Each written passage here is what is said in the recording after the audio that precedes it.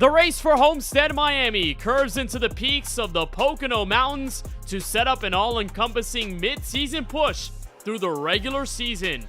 Up in Pennsylvania, the one giant triangle sits in the heart of the forest in Long Pond, where tonight, the fifth race of the Season 5 SAAC Cup Series gets ready to go, and where we welcome you to live coverage from the virtual Pocono Raceway, and right here on the KBueno Racing Network.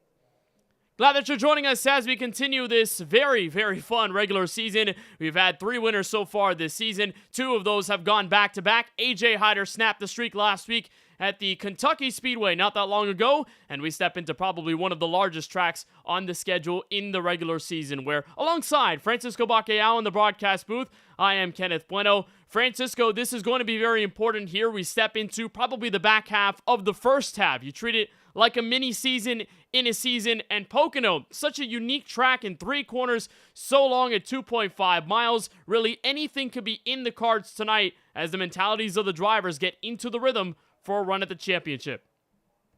Yeah, the Tricky Triangle usually hosts itself one of these races down the stretch or close enough to a chase and playoff situation that you just have to perform here. It's one of the more difficult ovals we run at. I use ovals very lightly since it is a track with 3 questionable corners. Some may say 5.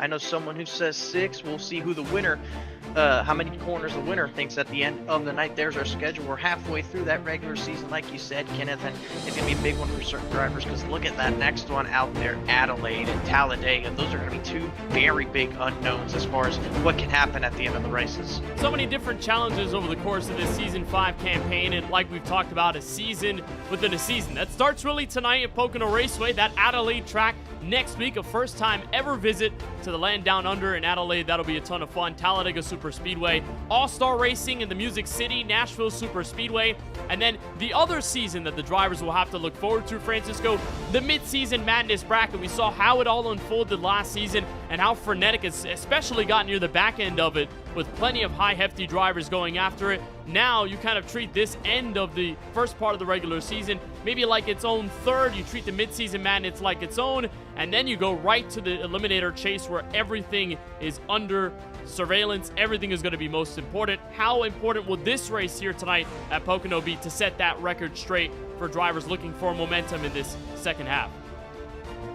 Well, we haven't had that many winners so far this season, so it still could be a relatively good opportunity for somebody to come away with a good result, a good chance at the race win here tonight to try and make themselves one of those handful of drivers that participate in the playoffs.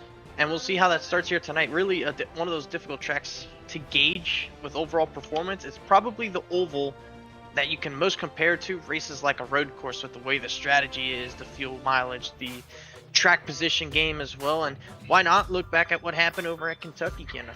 Yeah, this was at the Bluegrass State Kentucky Speedway, first ever trip there in series history, although we did visit the old version of this track back in season number 4 for the All-Star race. Green flag out in the air, AJ Hyder among those. Out in front, James Beaumont taking the lead very early from the pole, and Dreddy Robinson, big time trouble coming off of turn 4. He would involve several drivers in the mix. Gabe Cazzola spinning to the inside. There's a look on board with Chris Downey, nowhere to go, and a hard hit to the outside wall. But James Beaumont, I mean, much like the Chicagoland race last season, right in his zone, Francisco, and that's something you need, especially at this juncture of the season. Laps led out in front, momentum carried through, and then drivers like Gabriel Dehari starting way back in the field, having to carve his way through in the opening segment. Trouble for Declan George on the back straightaway would bring out one of the yellow flags here that we would see this evening, and the trouble would continue later on, but it would open ourselves to a green flag run. We saw a long period without any kind of caution flags at this portion in the race, and it allowed for some green flag strategies. Dehari going down pit road into his stall, numerous others, and I'm pretty sure there was a different questions as far as what to do, maybe what other things to do. Almost close to speeding was AJ Hyder being very aggressive on the pit lane. Austin Doran in as well. Numerous drivers pitting under the green flag before trouble struck. Eventually, here was a pass for the top spot between Dehari and Hyder. And this was, of course, in the strategy swing. Dahari on the oldest set of tires as he pitted first. AJ Hyder taking just a little while to get around the 72 machine, but the Texan finally got past, and AJ Hyder finally stepped away. But, of course, James Bomar, several other drivers were in the mix trying to catch, and then after one of the longest green flag runs of the night, and then a big time caution. Quincy Strawhacker getting around at the exit of turn 4. He would bring a game-changing yellow, bringing the field down pit road. 2 fresh Goodyear Eagles for those up front. AJ Hyder taking that risk, and Dahari right behind. But then 2 drivers stayed out. Wyatt Roberts, Fidel Fabian. Fabian goes spinning on the restart. Single file led us to a caution that brought the field under rest again. And then the most crucial of the restarts, the final one. AJ Hyder, under immense pressure from Gabriel Dahari, finally gets around Wyatt Roberts, makes the pass on the outside. Hyder sneaks through. Dahari tries to fight back in the final few corners and nearly had him there on the last blow. But Hyder walks away successful. His first career victory this season, 3rd career overall, his first here at the Kentucky Speedway, and his first since that New Hampshire Eliminator Chase win all the way back in season number 4. As he made that pass in the final few laps, that is clutch as it calls it. Myself, Mikey Neal, and Nate Polite talking about how important that was for AJ Hyder to get back to victory lane, his first of this 2026 season. So again, a reminder of the refresh as to how AJ Hyder has put himself in this spot. Last season, went all the way to the SAAC 6, went to the finale with a chance at the title, and it kind of all began here. The journey from Iowa Speedway, where he pulled away in the final few laps over Steven Maggio, crossing the line first, and getting the victory, the brand new refreshed speedway over in Newton, Iowa. That would be the first time he would see success. And then, of course, right in the Eliminator Chase, he told us that he was still in the fight for the championship then. Don't look now, he still got a shot. That was his victory then in Loudon, New Hampshire at the Magic Mile. And, of course, coming away victorious for the first time this season as a result. So AJ Hyder up in the point standings with his good finishes and his victories so far this season. However, Francisco, there is still things to worry about in terms of the points. That is going to be a very big topic of conversation as we get into the midseason madness tournament. It's 10 points. Andretti Robinson and Michael Walls, 2 drivers that at one point were basically certain calls to make the Eliminator Chase. Now they're on that bubble. Yeah, a few names that you normally don't expect to see this far down the pecking order. You got Andretti Robinson right on the cut line. One of those drivers usually runs towards the front end of the field. And Michael Walls has been on an incredible stretch over in 4 wide on Wednesday nights in the Truck Series, winning multiple races on Monday nights. But here, at least it's gone a little bit in a different direction, kind of struggling to put some races together. And Alexander Schumacher's also been on his own fair share of struggles. Tonight could be the night where they can turn things around before heading off over to Adelaide, where we just really don't know what's going to happen at that track. We've never been to it with stock cars. It's relatively new to the surface, so much you have to worry about, but you have to make sure you take your chance here tonight at a track that you are familiar with. And it's our first time here at the Tricky Triangle since Season 3. Let's see where they line up here for race number 5 of this 2026 season. And it's the 2-time winner, James Thurston, coming back in action. He missed last week's event at the virtual Kentucky Speedway. Well, he was there actually, did run quite well, but didn't dominate the way that we've seen him do the first 2 races of the year. Justin Rott on the outside in his Memphis Grizzlies, number 76. He'll roll from the outside of the front row to the green flag. AJ Hyder, the winner from last week, trying to go back-to-back, just like Ollie Reeves and Thurston has already done this season from 3rd. Brian Lorenzo in the 1 machine ends up on the outside in 4th position. Amir Bascombe, Bristol winner from last season, rolls inside the top 5, and James Bomar led a hefty amount of laps back at the Kentucky Speedway. He's outside in position number 6. Back in the inside of row number 4 in 7th, Andretti Robinson in the 45 machine. Michael Walls on the outside in 8th. That'll be back inside the top 10, with the final 2 in the top 10 being Andretti Robinson and Chris Downey, the 52 and the 27. We'll continue looking through the rest of our grid as it scrolls down on the bottom of your screen. It's 80 laps tonight from the virtual Pocono Raceway here in Long Pond, Pennsylvania. And this 82 car has been one hard driver to beat. Back-to-back wins to start the season. He has been on fire. After Ollie Reeves had his back-to-back moment, James Thurston stepped up and showed the drivers there is someone to contend with. It's a full 35 car field here from the virtual Pocono Raceway. Thurston and Rott get us underway.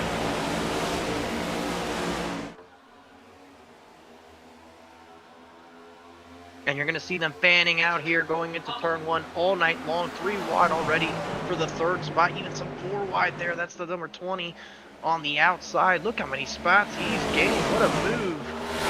For the number 20 machine of James Bomar's already gotten himself up to third down Long Pond straightaway. Looking 4 wide in the middle of turn 1, and Thurston stepping back, Justin Roth taking the lead. James Bomar making a step up already, very hungry after the loss at Kentucky Speedway not that long ago. And the driver's still going 2, 3 wide. Coming back to turn 3, the longest corner here in Long Pond, Pennsylvania. It's a very shallow end of the speedway. Inside goes Bomar for second.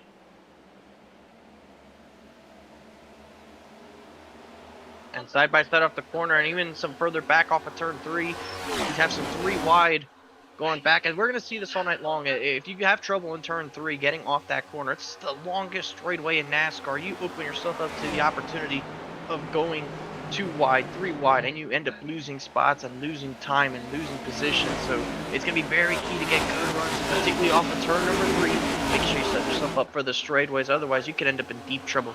You see a lot of cars getting near that outside wall, some of them actually scraping that part of the outside safer barrier. That's something that's very common, Francisco, here at Pocono. And, you know, knowing many of the laps that you've run here before in this car, and even with the most recent update aerodynamically, what would you say is the hardest part about staying off of that outside wall? Because you get a little bit too eager on the throttle. You got long corners like this, you want to get to the gas first, but then that caveat is you get a little too oversteppy, and there's that wall to greet you full face.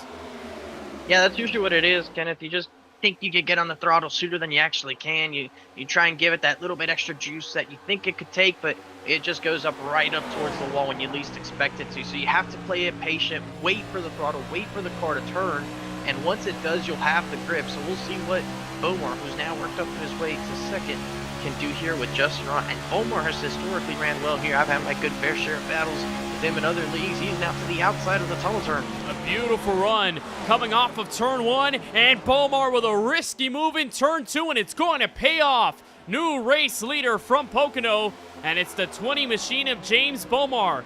Basically right where he left himself at Kentucky last week. Leading laps here at Pocono. James Thurston slides around for second. And the battle continues for the runner-up spot at the exit of turn 3. Thurston moves on by, and Raw will give up all the track position. We'll be back inside the top 4. AJ Hyder the next one up. Now here comes Thurston, slaying on the inside for turn 1. He wants the lead, and he's got it.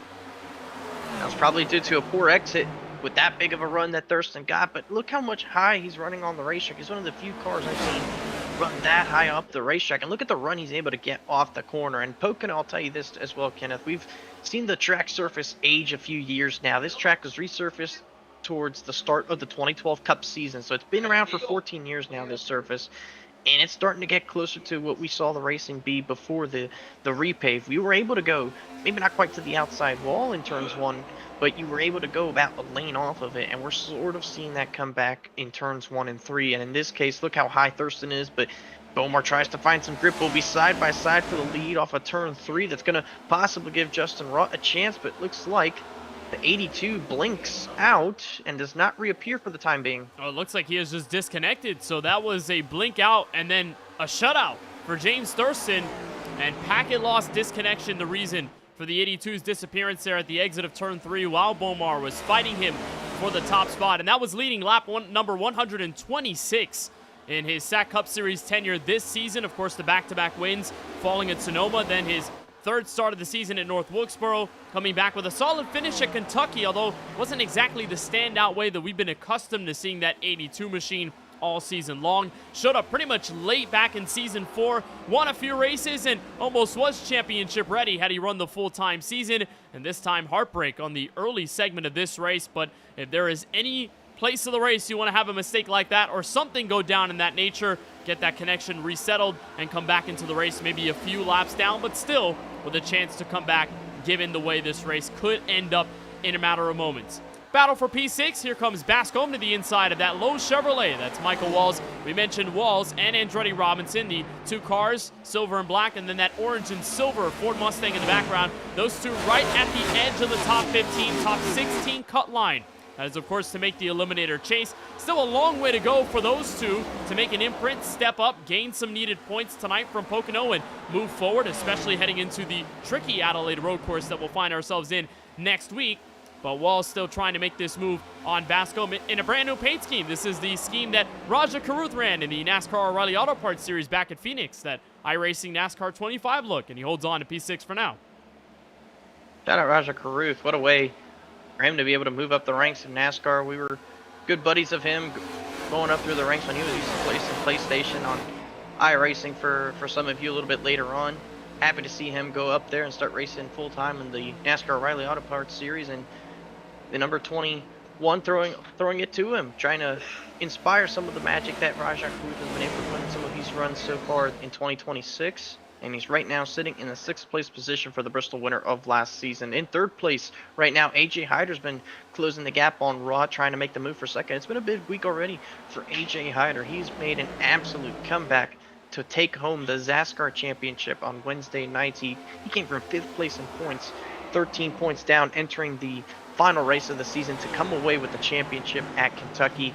So what a week it's been for the 44. He's trying to continue some of that magic here tonight. And he's got a good race car so far, and told us that it felt so good to finally be back in SAAC Cup Series victory lane and put himself as a forefront runner of the championship like he did last season. Kind of had that late surge in the eliminator chase, was successful enough, consistent through all the races at the end of the campaign, but just didn't have enough to squeeze by Connor Trafari and Jonathan Juergensmeyer in the whole strategy fest that became the end of that race. You watch the right side of your screen, that is Fidel Fabian, his number 55, had a chance to win last week, and our highlight package was one of the stay-out drivers on old tires, but then spun out on his lonesome on the restart. But Fidel Fabian celebrating his birthday today, so a happy birthday to Fidel Fabian, the Pennsylvania native driving for Jerg Motorsports. Had his own posts on Instagram from the Jerg Motorsports drivers and the entire family over there giving him a happy birthday celebration. So from all of us at the KBueno Racing Network, a big time happy birthday to Fidel Fabian as you watch him running inside the top 10 right now. A solid run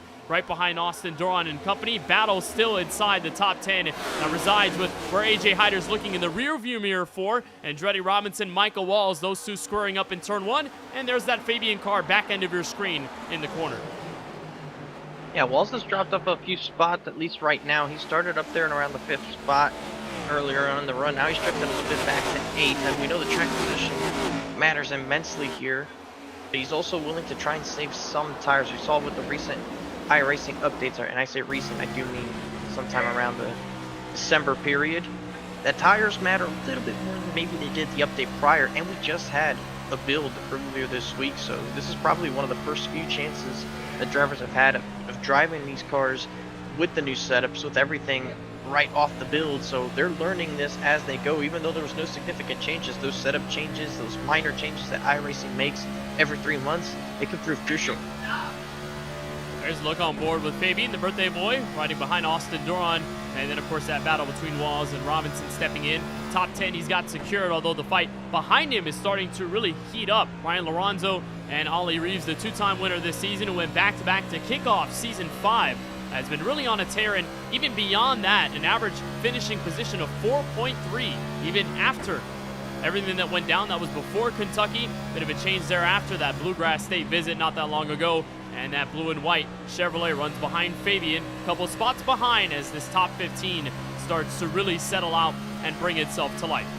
So with that, we bring in the 3rd member of our broadcast team. That's our good friend Keelan Belsha, joining us now for some coverage here from Pocono. Keelan, it's been fun to watch so far. Pocono is really one of those interesting tracks because you can really be good in one quarter, and then all of a sudden, you go to turn 2, you go to turn 3, and then the car doesn't feel the same, and maybe yourself as a driver, you don't feel the same. So for you, as you've driven this track, what have you noticed is the biggest challenge of staying fast and staying consistent after what you've seen these drivers do over the first 11? Yeah, it's good to be here with you tonight, Kenneth. It's going to be a fun one tonight, and so far it has been. But this Pocono track, it is very different. And the way that you drive it, there are basically 3 separate corners all the way around, and it makes it difficult on these guys to really nail each end of the racetrack. You see right here through the tunnel turn modeled after the Indianapolis Speedway turns. As you see Bomar slap the wall a little bit.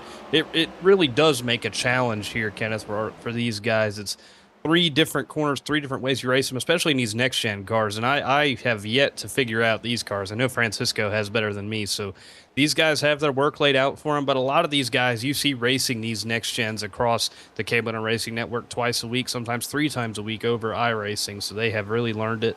They have learned these guys who they race around, and it becomes a bit easier for them. But a track like Pocono really lends itself to a challenge for everybody on the racetrack tonight because of how different it is on each end of the speedway. You could be better in one end and not as good on the other, so it really creates a challenge as we see Justin Rott make a move to the inside for the race lead. And he's got some help. That's that 44 car, AJ Hyder, that black and blue Pepsi machine. The 2 leaders nearly tangle at the exit of 2. Here comes Hyder to the bottom, nearly 3 wide, and he's got to move inside for second.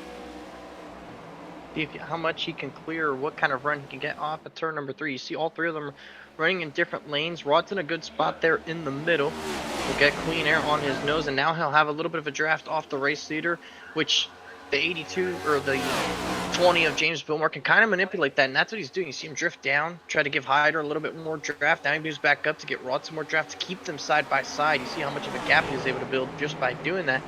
And in the process, Connor Trafari is sitting in the wings. So if these two continue to squabble enough like they are, there's a little bit of a bobble there by Hyder.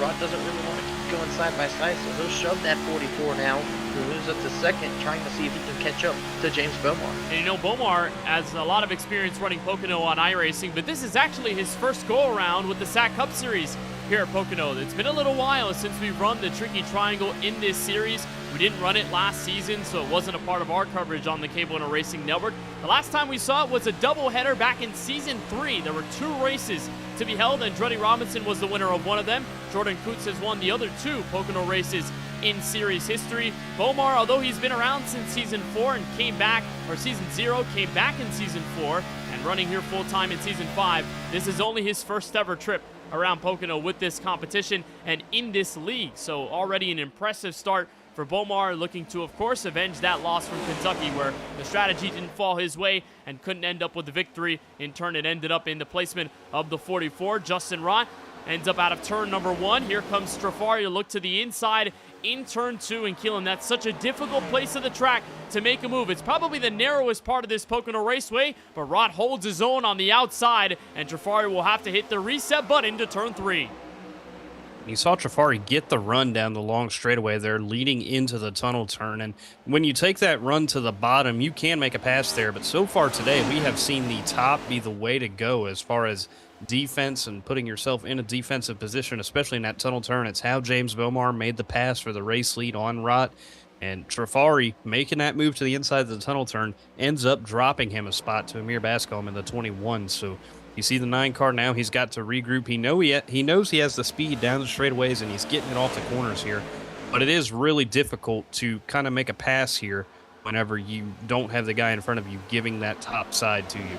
That's the defending champion, of course, in Connor Trafari, stepping out at Auto Club Speedway in the final few laps and getting ahead of Jonathan Juergensmeyer. Probably the clutchest championship scenario you'll see in a little while, as he was able to move to the bottom, move Juergensmeyer out of the way, and seal the SAAC Cup Series title back in Season 5, as he'll try to play some defense on Andretti Robinson. So far, a bunch of these cars have just wavered around in the top 10. Hasn't exactly been too big of a shift over the course of this run. You see a couple drop 1, maybe some pick up 2 or more. You look at Amir Bascom, who's been inside the top 6. Now, first of all, getting into the top 5 for the first time with 65 to go.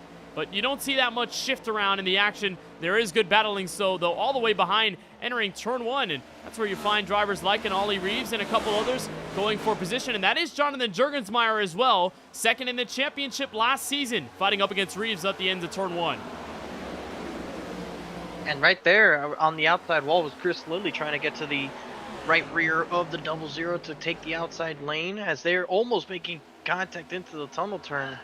Those two being really aggressive right now. Schumacher was able to get by both of them, and he's been putting in some good work over the last handful of laps. He's driven his way up through the top 20 and into the top 15. Now we're sitting 14th currently. He's looking to either get some track position or hope a yellow flag comes out so that it can regroup and gain some more spots. Otherwise, that 68 looks like he can have some top 10 momentum going his direction. Juerg now back to the bottom of Lilly. And Shuey had a really good run last week at Kentucky. A very solid race to begin. And like him, Steven Maggio, and of course Gabriel Dehari, some of the biggest movers in that race. Shuey had fallen off as the track position kind of wavered through in the middle of that long green flag run, and the Michigan native could not pick himself back up. Did have a solid finish at the end of that race, but wasn't enough to maybe his standards or the way he wanted that to go. As we watch that battle between Lilly and the 53, that 00 of Jonathan Juergensmeyer on the outside in in turn 2. That's called the tunnel turn. There's a tunnel underneath. There is a big bump in the middle of that corner. And Keelan, it can really shake out these next-gen cars where they struggled a lot with the bumps back in the original season of 2022 when these cars made their debut. Now they're just a little bit better in that regard. But, of course, you still have to watch those bumps here at Pocono in turn 2, especially when you're going side-by-side like Lily is on the inside. Yeah, the bump scan there in turn 2, obviously where the tunnel goes underneath the racetrack where the haulers go underneath to get into the garage in real life. And sorry, I was a little caught off guard by what you got going on there, Kenneth. That looks like a SpongeBob and Jimmy Johnson diecast. That's Chris Lilly's camera, by the way. So while we have perspectives of everyone else, we have Fidel Fabian, Connor Trafari, and a couple of others, Chris is very generous, and instead of giving us his perspective while driving, we're just going to have to imagine it's SpongeBob behind the wheel of this 53. I like to think that's how happy he is right now behind the wheel. I mean, he looks good. It's very, very poshed up, that SpongeBob SquarePants. As Malachi Drake runs behind him, and Lily, we keep track of him running inside the top 16. James Thurston is back in this race. You see that white and gray Toyota Camry, so he has returned after the disconnection very early on from the lead. But, of course, the caveat is he is 5 laps down, so he will need a prayer. Many yellows in his favor to go at it, and at the moment, he is still the first car a lap down or more, so that will play into his favor now, Francisco, if we do get a well-timed yellow. However, if this race continues, we end up in a long green flag circumstance, and drivers ultimately hit pit road, the amount of cars that are a lap down are going to grow, so Thurston will then be on the back foot and have to hope that his prayer can be answered right here and right now. I will say this as well, Kenneth, is that it's awfully difficult to get caution flags at Pocono once the field starts getting strung out a little bit. You get a little bit of a gap formed up, and there's just not enough cars around. There's a bit of a train forming up behind Justin Rott. Past 2 laps, he has absolutely gotten the wall off of turn number 1. Now he has Michael Walls breathing down his neck for the 4th place position. He'll be right on board with Walls, who's pushing him up into turn 1. There you see now peek down to the bottom, trying to make that late lunge here, but Rott has that middle that's been working well for him and for other drivers as well. But Walls is able to slide up, and he clears Rott off of turn number 1. So good move by Micah to get up into 4th place after dropping a few positions to start this run. And now approaching on lap 20 of this race, Kenneth. What that means is that these drivers maximum could probably go another approximately 8 laps at best. 8-9 laps if you're in a draft especially. So we're going to see pit stops here soon. And if you pit, say, lap 22, 23, the window's open to make it on one more pit stop from there forwards. And that's going to be a fun thing to watch because we have seen the way the drivers have played the strategy, whether they short pit a ton, whether they go as long as they can, and then when you do have the yellow flags go into it, that's really what ends up turning the scale. And then you really have to deal with everything that comes with the problems that could overcome, or that you would have to overcome in moments like that. You watch Michael Wallace play defense. Connor Trafari, Justin Rott, a hard hit to turn 1 in the outside wall, and a fall from grace from Rott, who was on the outside of the front row, led a few laps, and now he is rummaging through the top 10, going backwards.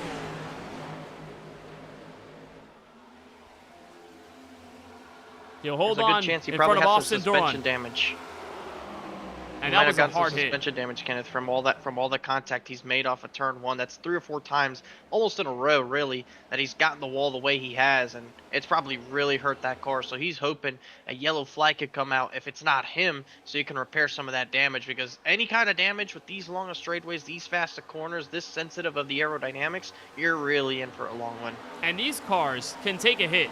You know, these are composite bodies in the next-gen era. You can hit this car a couple times, and it'll be okay. The tire won't go down, the fenders won't break, but you hit the wall enough times, like Francisco said, Keelan, and this car will budge. It'll start to reach that threshold of how much contact can be taken before things start to break. And we've talked about how the suspension, when it does break, it is catastrophic.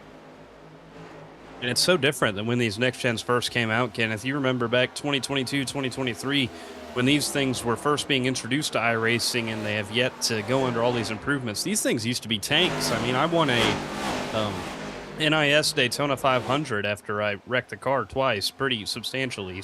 So these things have changed in substantial ways as far as how much damage they can take. and they really have reflected the real life course of NASCAR things. You know, the industry, they're always talking about how the major damage that you see on these next gens is not typically cosmetic. It's typically on the inside of the race car, and you can see that reflected here on iRacing on the simulator. You don't see tons of cosmetic damage, but the real damage is in the toe links and the suspension, and your wheel can be cocked out at 3 o'clock to the right side, and you're still not getting that grip because it looks fine, but on the inside, you know it's not. And when that steering goes away, I mean, you look at a place like here, Pocono, with long straightaways, especially off of the final corner, and then when you look at what goes down, especially off of turn 1, you've got straightaways where the speed matters a lot. James Bomar ends up in a similar situation to the outside wall in 3. Here comes Hyder to the inside for the lead. Oh, but they're very close to one another, so Bomar's not going to quite give it up. And all of a sudden, Amir Bascom has found himself up into 3rd, and he's right on the tail of the 2 leaders. Seems like he saved his tires really well. Was significantly faster on that last lap, so Amir Bascom now probably in the right enough spot to try and take both of these guys on. But he's not the fastest car in the top 5. The driver with that regard, the 4th place driver, Michael Walls, of 54.255, and a driver that has only finished in the top 10 once this season, a 30th place effort at Kentucky last week after some trouble befell him. His only top 5 coming at Sonoma in race number 2 of the season. Ever since, he has not been able to find success. And at the edge of that cut line, tonight is where he needs to pivot, and he's doing so right now. Inside on Bascom. He'll look back to the inside. Those two will go side by side down the long pond straightaway, entering turn 1 while Bomar catches his breath, and Hyder up in front with 56 to go. See him nearly 3 wide in turn number 1, and this is going to be interesting to see how they come off the corner. You're looking for every advantage you can, but they come off pretty much in the same formation. The guy on the top, Bomar, going to get a bit better of a run, and Bascom going to try to keep the pressure on Walls, but you see the top side typically gets that momentum. We've seen it all night long so far. The top side being the defensive line that you want to take, and it worked out for the 24 and the 20 right there. Everybody retains their position. That's a race that he needed to win, and he did so on the inside of Bascom and held off defensively. Now looking underneath James Bomar at the exit of the long sweeping turn number 3. So we didn't get into the track map here as we didn't have enough time. We were looking on the grid already, just getting you ready for the green flag tonight from Pocono Raceway. But the way it's set up, you have banking in 3 different ways in all 3 corners. So turn 1, the highest banked portion of the circuit, is at 14 degrees. That's the highest that you'll see over the course of the lap. And it's modeled after Trenton, so the track over in New Jersey. Very old IndyCar speedway, and also had plenty of other racing there as well. Then you go down the straightaway. You end up down in this turn 2 area, the quickest corner of the speedway. It's a quick switch to the left, and that is an 8-degree corner modeled after Indianapolis Motor Speedway. So any one of those corners at 9.2 degrees at the IMS Speedway. It's only 8 degrees here at Pocono, and then you go into the shallowest part of the speedway, turn 3, the longest one. You've got to really be patient on the throttle. That's where Michael Walls is making his attempt at the inside for the lead. That's only down at 6 degrees. So it's modeled after the Milwaukee Mile, turns 1 and 2, or 3 and 4. And there are the takers on pit road. Connor Trafari, James Bomar, the first to strike. That goes with that strategy that I was talking about. We were going to into that range where the window's open. Now it is. You can easily get here with 2 runs of 27 laps to the checkered flag. Most of the leaders can probably go at best another 2 laps or so. So it's right on the mark of being able to do a perfect 2-stop, but not really that close. I mean, you're looking at 27, and a perfect 1-stop would probably be at halfway, right, Keelan? So you look at where you have to sacrifice the speed and sacrifice the time here, especially given you're right at the edge of the pit window and the edge of the tire window as well. Here's the fight off of pit road. James Bomar will win. Trafari right behind. There's Lorenzo, Justin Roth. Those 2 will go at it side by side. But how crucial is this going to be now that the leaders are staying out as long as they have? And then, of course, we have that situation where now there are more takers on pit road. It kind of reminds me more, somewhat of a super speedway strategy, doesn't it, Kenneth? The way these people coming, the way everybody is coming in, trying to limit as much time on pit road as possible. Now, if you're the leaders, you stayed out that extra lap, and now Michael Walls takes the race lead. I think that 24, the long run pace that he has had here, I think he would like nothing more than to stay out as long as he can to try and limit that time on pit road, but he is losing the lap time on the front end of this strategy to the 20 and the 9 who just came down pit road. So it will be interesting to see how it all shakes out. It's kind of similar to what we see at a Daytona Talladega, where you split up your pit stops in order to spend as little time on pit road as possible. See the blend when they come off pit road. It'll be interesting to see how that all shakes out. And really here, Kenneth, the key with the strategy, like Keelan was alluding to, is the time on pit road. As now the leaders will make their way into the lane. The likes of Walls, Hyder, Bascom, and Robinson, all of them will be diving into the pits now to take the tires off. The tire wear here isn't all that substantial. They weren't running that much slower compared to some of their fastest laps of the session, within half a second. So tire fall off on its own isn't really that big. And with the fuel or the pit stop windows, Michael Walls misses his stall. He's going to have to back up a good amount, and that's going to cost him a crucial amount of time. So did Bascom and Robinson, for that matter. So 3 of your leaders all overshot their stall. With the tires not wearing as much, Kenneth, you want to protect yourself against a caution. Pit early, get the fuel in, and you might exit with the lead, and it looks like that's what's going to happen to Bomar. We'll have to see the blend with the 44. Now again, still a bunch of drivers that have yet to come in. Wyatt Roberts is the current race leader. Michael Walls and company coming off of turn 1, and they'll come into the blend line that is right in the middle of the corner. So Jafari and company will step around. AJ Hyder is back in P6. But one thing that you also have to mention here at Pocono is not only just the lack of overall tire fall off, but the distance. This is one of the largest tracks that we have in the schedule, barring the super speedways and the road courses. When it comes to just prime intermediate type ovals, or even some of those D-shaped ovals at Michigan and Auto Club, Pocono is large, 2.5 miles. So you're looking at a lot of distance you have to cover. And if you have an undercut or an overcut position, that could very well be dictated by when you pit and when you come out, because all that distance will have to either be made up or all that time will have to be lost in order to create a proper battle between cars on pit lane. For AJ Hyder, he's in the best situation. He's within a couple car lengths of Connor Trafari. He's within range to strike on James Bomar as a result. But drivers like Michael Walls, now he's a total of 20 seconds off the race leader in Badimlik, and possibly behind Bomar, a couple less than that, but still a very large distance he will have to make up on tires that will not be that advantageous in the moment, Keelan. Yeah, you just can't make those mistakes on pit road like we just saw from Walls overshooting his stall a little bit, because look at where that puts you. It costs you a lot of time, as we still see 60 car remaining on the racetrack. James Bomar in the net first position right now. So now the question for the 60 here is, when do you decide to come in? Because right now you're running this as long as you can, and you're not in any draft right now, so I'm not sure how advantageous this would be for him. Probably just banking on that caution flag to fly because of tire fall off not being too important today. But like Francisco said, when you stay out as long as you can, you run the risk of that caution coming out and burning you. So it'll be interesting to see what Nicholas decides to do here in that 60. And here's where Bascom sits after that small mistake on pit road. Now he's having to cut his teeth in the middle of this group. Bascom now under fire from the 45 machine of Andretti Robinson on the inside. He'll wave back, and they'll stay single file coming into the tunnel turn in turn 2. And Chris Downey, after what happened last week at Kentucky, being involved in one of the first incidents of the night. You saw it on the highlight packages. There's Badimlik down pit road from the lead, so that will hand over things to James Bomar up in front of the likes of Connor Trafari, AJ Hyder, Austin Duron, and Ollie Reeves. When you look back at Chris Downey, the way he picked himself up in that 27 car, after the spill, after the early race damage, he recovered back to 11th. One of his better finishes here in Season 5 of the SAAC Cup Series. So now runs inside the top 10 with some of those crucial mistakes from the likes of Bascom and even Michael Walls, who at this moment is still a couple tenths up the road. So everyone chasing James Bomar led a race high and a season high amount of laps at Kentucky last week, but of course trying to come back to the moment like this, being up in front, being able to dominate Francisco, and that's exactly what he did until the pit stops got the better of him and that crucial yellow with Quincy Strawhacker. How do you maintain the pressure, and how do you maintain your spot up in front now that you've got this long run that's kicked in?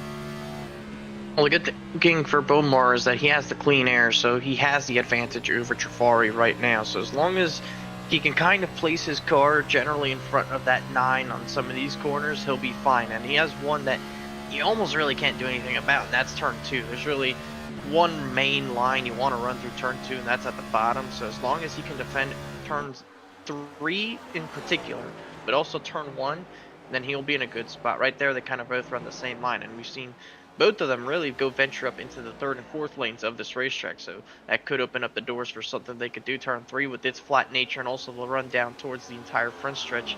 We'll see what Jafari does to try and navigate the dirty air situation. But with Bomar, as long as he keeps running the way he is, it's going to be very difficult for Jafari to make the pass on Bomar. Bomar is one of the more difficult drivers to pass. When he gets out front, he's one of those that does not want to relinquish it, and for good reason. He is fast. And when you think back to his last victory in the SAAC Cup Series back at Chicagoland Speedway, the way he set the tone in that event, and like you said, played hardcore defense, didn't give it easy to the drivers around him, and then, of course, just maintained his place at the front to be able to go at it for the win. It's kind of the mentality he's continued to have even after Kentucky, and he showed just a slimmer of that last week, trying to back it up and go for his first win of Season 5 after his best finish of the season came last week in the Bluegrass State. Jafari back by 0.6 of a second. It's a race high for him. AJ Hyder, of course, has said that he's coming back in this SAAC Cup Series with that momentum from last week's win, and he's led a few tonight. Austin Duran with a race-high top 5 in the running 4th. He missed last week in Kentucky, but runs back here at Pocono Raceway. His best finish of 4th coming at the road course at Sonoma Raceway after a few chances to win were squandered away in the final few races of last season. Most notably that Road America race where him and James Thurston were going band for band on who could be the best road course racer. Made a mistake in one of the few corners, and then, of course, ended up in a situation that practically took him out of race-winning contention. So it's good to see the 52 car running inside the top 5. Ollie Reeves, who continues to finish every race killing this season in the top 10, is back in form to finish again in the top 10. Of course, had back-to-back wins, Daytona, and then right after at Sonoma Raceway was able to put up a good run, rather, Auto Club, and then Sonoma and the likes of Kentucky, North Wilkesboro were still great finishes, top 10s, top 6s, and then backed it up again with a top 10 last week. I mean, Ollie Reeves is right now the championship favorite, and he has not let go of the gas, even though he hasn't visited victory lane in a few weeks. It currently remains to have that points lead over Connor Jafari by 5 points right now. And you remember how on fire he was to open up the season. And those races kind of played out the same way for him at Daytona and at Auto Club, where he just put himself in the right position coming off the final corner in turn number 4. And the win ended up gift wrapped for him as he took the checkered flag. But since then, it's been a couple top 10s for him. So a lot of momentum under that Culver's 31 right now. He's been playing everything right so far this season, and so far today at Pocono, doing the exact same, trying to stay in front of Connor Jafari as far as the points lead goes right now. He's up in 2nd. Ollie sits back in the 5th position right now, so a little bit of work to be done there, but still looking very good in the point standings. The driver from Pennsylvania trying to make sure he can be another SAAC Cup Series champion in 2026 and continue the streak of different champions through its entire history dating back to Season 0. And you think of Ollie Reeves as also one of those classic SAAC drivers. He's been around for a few years now. He's known Cody Riveras and the entire team quite well. Although he hasn't been able to capture the championship, he's been right there in the place to make some wins happen. And that, of course, includes this season with back-to-back to kick off the year. And he's so far the driver to be targeted against in terms of fighting for the top spot in the title race as we continue midway through the regular season.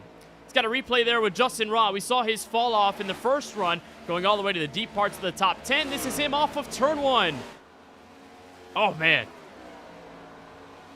He hit the apron there, Kenneth. That got his car sideways, and that was just in front of Schumacher and Gabe Cazola, and they were able to go by him with no problem, but that easily could have been a lot worse for the 76. And the 76 machine of Raw back in 16th place, so really the drop-off continues after that damage there. And, you know, you think of that first pit stop, and you think, yeah, that's that place to get some race damage fixed, but you don't spend long enough in there without going either so far down the running order your race is done, if you have no yellows coming out, or you may fall a lap down or more given how much that damage is. If it's over a minute or so, you could find yourself in a lot of trouble in a very big hurry. So he takes the 4 tires, he takes the fuel, he doesn't spend a lot of time repairing that race car, so then Keelan, you find that caveat of all that aerodynamic performance that's overall taken away from you when you have even a small dent on the right front like Justin Rott has. Yeah, when you get that damage, it's so hard to recover, especially with no cautions coming out to this point. I mean, all that green flag pit stop you do, you don't want to spend all that time on pit road taking the damage because you'll lose so many positions that it really won't matter. So really all you can hope for right now is a caution, maybe get the majority of it repaired and try not to lose too much track position, because I'm sure there's several drivers in this field so far tonight who have been up against the wall, hitting it, and have a bit of damage on their race car that may also take the chance to get some repairs. As we continue to see a little bit further this on the back half of the top 10, Amir Bascom sitting back in the 9th position. James Thurston, I saw him up there. He is 5 laps down. He has rejoined after that packet loss disconnection very early in tonight's show, but he's trying to recover all he can, get as many points as he can by the end of this thing. And Bascom, one of those who has also fallen off in this second run. Remember, top 5 pace, then had the overshooting of his pit box, and that, although it's a very minor mistake, Francisco, when you're behind the wheel, it matters a lot. And especially here at Pocono, where this race has trended green so far, those small differences overall create a larger outcome. And for Bascom, given the tire wear that hasn't really been present tonight and the track position game that he's had to play, he's remained in the back half of the top 10 without any major progress up in front. See right here a little bit further to the backside. This is what the mistakes will do to you on pit road. You lose the track position, you lose the ground, and it's just so difficult to make it up once you've lost it. Bascom running in 9th as he was challenging for the lead. You look a little bit further up, Michael Wall's running in 6th just behind Ollie Reeves' machine, and he's also struggling to try and get past as they move around one of the lap vehicles. But all this just goes to show, if you make green flag pit stops, you get this far into the race, we're halfway now, and you make mistakes on pit road like that, then you're really going to give yourself a hard time when it comes to trying to put yourself in position when limiting those mistakes. The battle up front, though, for second place, is starting to heat up. AJ Hyder has been putting in some decent lap times and closing the gap to second place Connor Trafari, and he's been running laps comparable to your race leader, so we could see possibly a battle for second here in a few moments. And we've seen those two level off on lap time. AJ Hyder very quick on the long runs, like we saw in the back half of that opening stretch before everyone and the drivers came down pit road, but of course still chasing down Bomar. That gap remains at around 0.6 of a second and basically stagnating at that point. It hasn't grown, it hasn't shrunk, it's remained around the same. These drivers putting in around the same lap times at a 54.2 as AJ Hyder tries to prop up a pass on the inside of Trafari that will wait another lap, possibly back to turn 3 and maybe even out of turn 1. So Bomar in continuous charge for the lead with 40 laps to go at the official halfway mark. Here from the virtual Pocono Raceway, Trafari back in 2nd, AJ Hyder runs 3rd, Austin Duran with his best performance of the race so far in 4th, and Ollie Reeves, like we mentioned, the points leader, stepping into the top 5. These drivers have separated from the rest of the group, although Reeves is slowly getting tracked down by the number 24 of Michael Walls. So those two drivers may end up going at it as a result. Here comes Hyder, run off of turn 3, but doesn't do anything with it until he's got the inside in turn 1. He didn't go for the dive, Keelan. He just waited, played his patient game. Now they're side by side up the corner. And Hyder makes the move.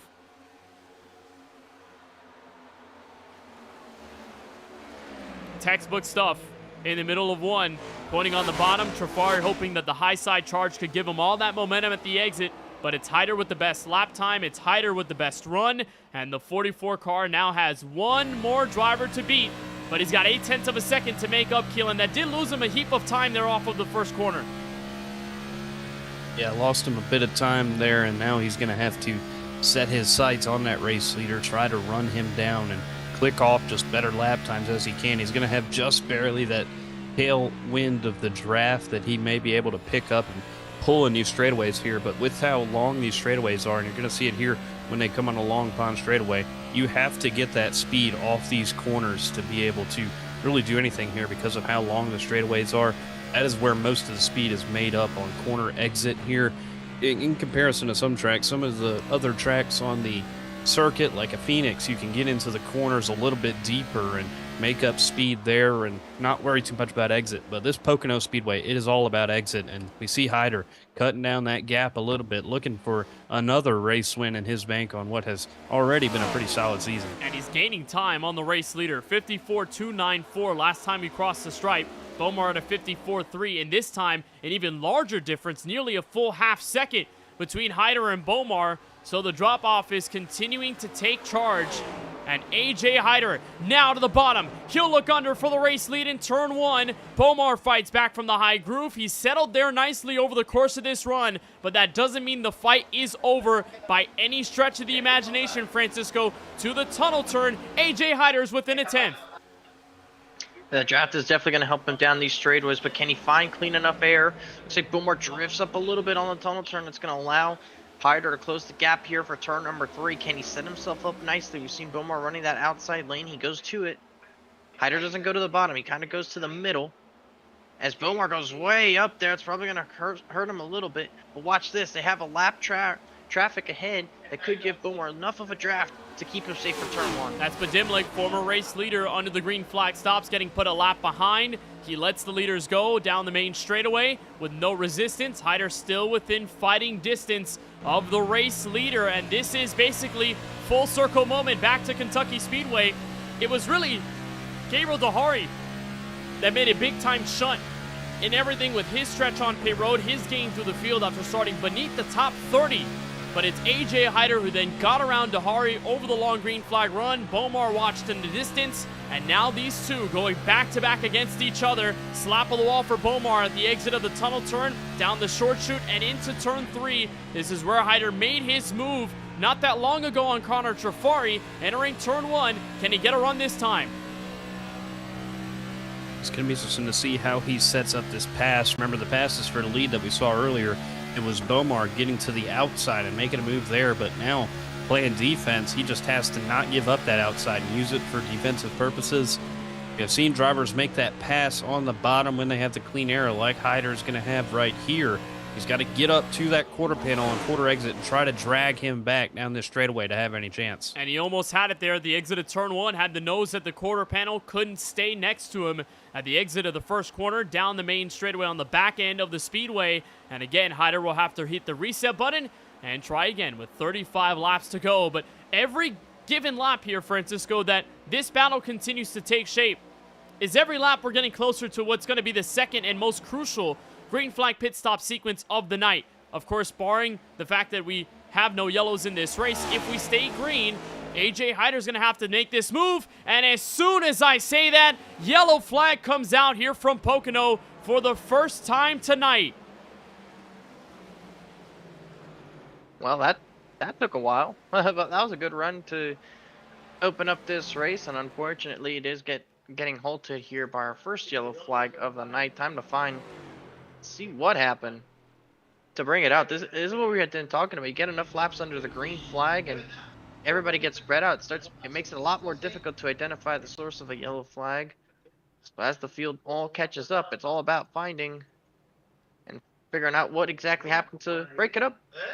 We'll try to get a look as to what happened to bring out this yellow flag, the first and only one of the night so far, right as Bomar was getting pressured for the race lead. AJ Hyder right behind, Connor Trafari back in third, Austin Doran and Ollie Reeves just maintaining their positions in the top 5, and basically nothing much had changed in the middle of the group to the top 10. But wow, how much this really shakes up the picture, as Bomar will now have to run from a short run perspective in order to stay afloat and stay ahead of the drivers right behind him that so far have been the class of the field, specifically that 44 machine, who has been right up there with the rest of this field. So with 34 to go, this basically, Francisco, does this eliminate that final stop, or are you so close to the window that it gets really close and very dangerous?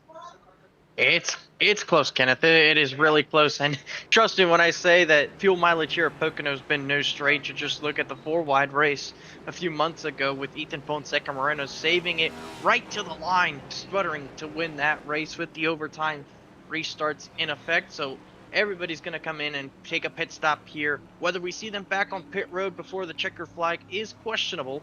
I think a lot of it will depend on how many yellow flags we see and how many potential overtime restarts there are, but I think it's simple. 4 tires, fill it up with fuel, and as soon as you exit the pit line, be ready to save, but mistakes are happening up and down the lane. And you got to think, does anyone take 2 fresh tires given the lack of fall off, or is it just 4 fresh Goodyear Eagles and nothing less, nothing more than that? Jacks are up on both sides. AJ Hyder's going to have to fight Bomar off the lane. He's too late to the punch. and Bomar leads him out. Trafari in a neck-and-neck battle with the 44 of Hyder. Even further down the line, 3 wide in the battle for position in the top 10. But it's Hyder that overcomes the challenge from the 9 car. And James Bomar will have the race lead once again, coming down to the final 30.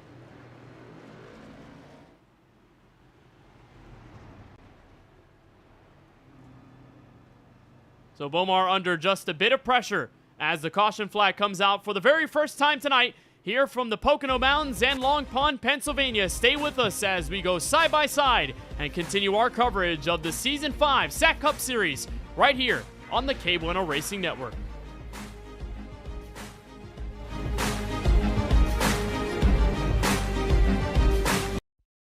Racing isn't easy, but experiencing it is. iRacing puts you in the driver's seat with the industry's leading sim racing game. Drive on laser scan replicas of the greatest racing circuits from around the world. Go head to head against other drivers chosen by skill-based matchmaking to ensure competitive racing at every level. Compete across all your favorite series. In officially licensed cars engineered to deliver the most accurate driving experience possible.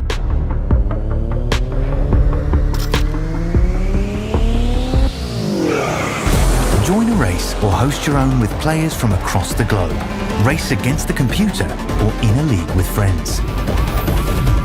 Feel the thrill behind the wheel. Visit iRacing.com.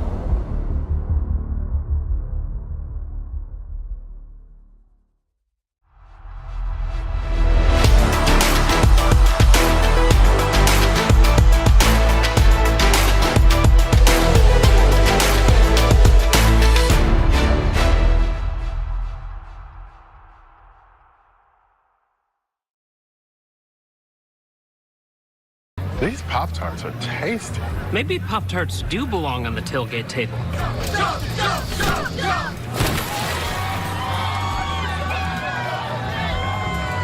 Pop-Tarts, a lineup you can eat. There's only one fuel that can drive the performance you demand from your car. New 94 Octane, the highest octane on the market. Only at Sunoco.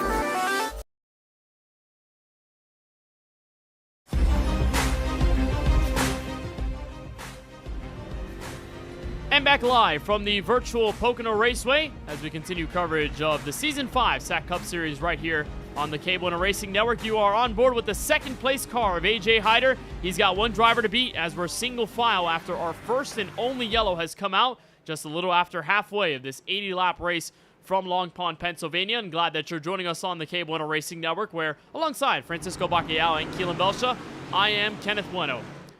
We've had our longest green flag of the run, green flag run of the night. Squandered by a quick yellow. James Bomar still up in front, and he gets away early. Green flag back in the air with 31 left. Great launch for Bomar. He's going to clear out to the front.